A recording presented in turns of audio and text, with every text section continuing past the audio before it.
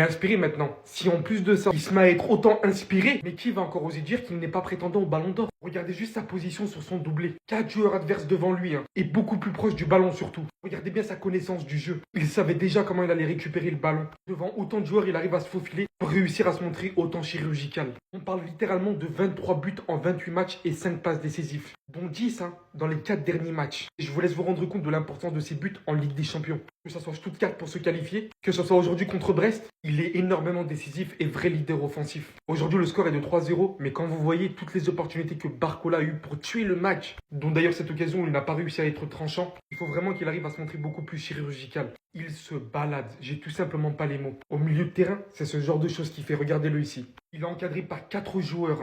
Il va littéralement se faufiler, réussir à se défaire d'une première manière ici, d'une deuxième manière ici, après les avoir tous éliminés, tous passés. Il fait progresser le jeu de son équipe, il conserve le ballon dans les espaces les plus fermés, il tire la penalty de l'une des meilleures manières possibles. Vous savez déjà, aux côtés de bien évidemment Neves, ce milieu de terrain c'est beaucoup trop les gars. Il y a beaucoup trop de potentiel, la vérité. J'ai aussi beaucoup aimé le match de Hakimi. Sur le couloir droit avec Ousmane Dembélé, vraiment ça il va très très fort. Son volume de jeu est impressionnant et il apporte vraiment une supériorité. Voilà que la première partie de la mission est accomplie pour le Paris Saint-Germain, face à un Brest qui malgré de nombreuses opportunités n'a pas réussi à se montrer tranchant. Vous l'avez compris, le Paris Saint-Germain ne devrait pas échouer et devrait logiquement se qualifier pour la suite.